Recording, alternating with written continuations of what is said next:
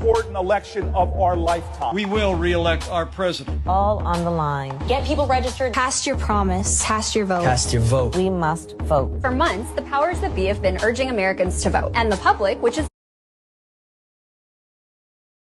been programmed since childhood to believe this is how they exercise their freedom, power, and responsibility, has faithfully obeyed, patting themselves on the back for doing their part to save America from, wait, what and who exactly are they voting to challenge? Trump and Republicans, Biden and Democrats, right-wing nutjobs, libtards and commies, dangerous gun nut, dangerous gun grabbers, capitalism, socialism, Russia, China, the Koch brothers, George Soros, selfish non-voters, the globalists, nationalism, Iran, hatred, and obviously, the Jews. Voters blame everyone, of course, but the institutions driving these dire problems and those voters who are casting votes for their same political team, all of them believing they're taking righteous action against evil. But if your vote is your voice, and we are the government, as the talking heads and political class keep insisting, voters have no one to blame but themselves. You may vote when the masters allow and urge you to, but for decades, if not longer, millions of Americans have spent their lives ignoring what the politicians they elect actually do. I get it. You were content, sedated by public school obedience training, federally subsidized brain-rotting food, and FDA-approved hard drugs. You were guzzling down state-worshipping infotainment and CIA and Pentagon-influenced propaganda that taught you not only to be terrified, but also to trust the government and politicians to care for you and keep you safe, all the while voting for oligarchy and corporatism. But as you've slumbered in your cocoon, ignoring and justifying the sins of your preferred party and politicians, they've colluded with your perceived partisan enemies, creating the festering pustule you think voting will purge. You may convince yourself your lesser evil vote is necessary, noble even, and certainly pragmatic. Yet what of these lesser evil votes, your voice, according to popular mythology, actually achieved? An imperial warfare state, justified by lies and fear-mongering that routinely kills civilians while also arming and funding violent extremists, producing more terrorists and asylum seekers with both policies. No, Trump isn't anti-war, he's armed the Saudi warmongers who he accused of doing 9/11 and has set records for bombs dropped and civilians killed. A mass surveillance apparatus, one Biden helped create by writing the foundations of the Patriot Act, and one Congress has helped continue with Trump signing off multiple times. Crippling debt that will be passed off to future generations with a central banking system crafted by bankers that orchestrates wealth transfers, the devaluation of currency, and inflation, all of which disproportionately affect the poor and working class and concentrate the elite's power. A ramped-up police state, a corporate ruling class that knows nothing will fundamentally change no matter who wins, cages and deportations, a drug war that drives authoritarianism and police overreach, and like U.S. foreign policy creates refugees, and a war on the free press and whistleblowers, to name a few. Trump protects our gun rights, libtard, by confiscating them without due process. Take the guns first,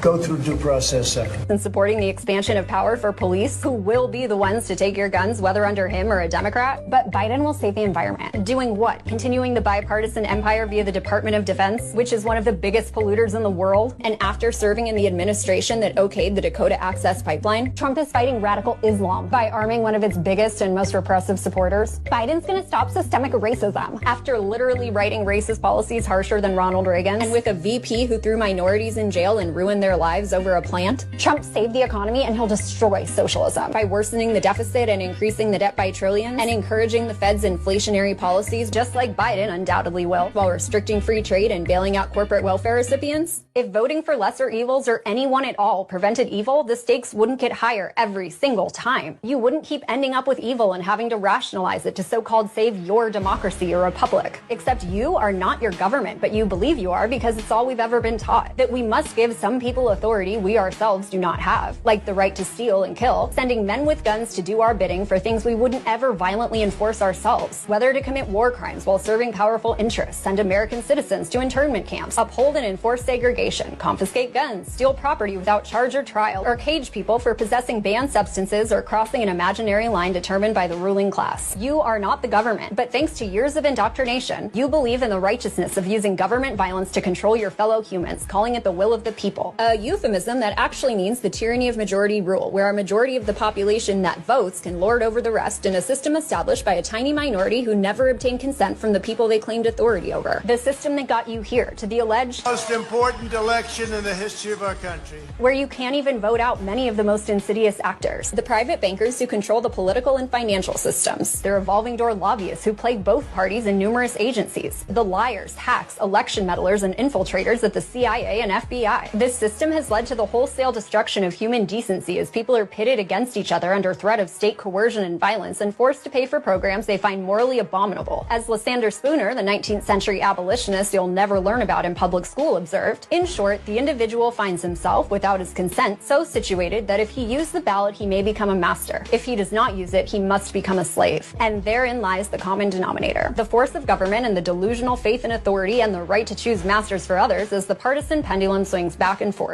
I get it. You'd rather do nothing. It is a sad statement on people's own sense of personal agency and identification with this violent institution that many equate not punching a hole or tapping a screen to doing nothing. If you took the time and energy you spend being angry and blaming your perceived political enemies and the money you spend funding oppressive policies you rationalize so you can feel you did something and devoted it instead to engaging in actual compassionate action, not outsourcing it to the government, directly supporting your communities, mutual aid groups, and non-government organizations doing work you value, if you opted out of the state corporate media propaganda apparatus and supported credible independent media, started using social platforms that don't censor people, violate your privacy, and collaborate with government spies, if you engaged in nullifying unjust, victimless crime laws while serving on juries, adopted alternative currencies to undermine the Fed's monopoly, worked toward independence from heavily subsidized agriculture, took responsibility for your own safety and self-defense, opted out of state-sanctioned big pharma by taking care of your health and supporting less harmful alternatives when possible, cared for your mental and emotional health so you're less easily manipulated and reactive, and ultimately questioned the entire premise of a violent political authority instead of viewing it as a force to control, and actively disobeyed their dictates, the stakes wouldn't be so high. The fears of American voters are not unfounded, and it's understandable why so many good people believe they have no choice but to vote for authoritarians who actively violate the very document that establishes their beloved elections. But the reality is that without the institution of government and its ability to coerce compliance, threats like racism and white nationalism, socialism, and communism would be exponentially lower because hateful, violent, and even well-meaning but incompetent people wouldn't be able to literally force their views on others. And by far, the most severe inhumanity in history has been committed by governments or profiteers acting with permission from the crown. It's never too late to undermine and break away from the destructive power of this institution and its propaganda. But as long as you keep turning to corrupt authoritarians and people who crave power, even with the best of intentions, you will remain stuck in the ever-increasing evil feedback loop and the crippling anger and fear that come from this ritualistic power struggle every 4 years. Until then, congratulations, America. You played yourselves.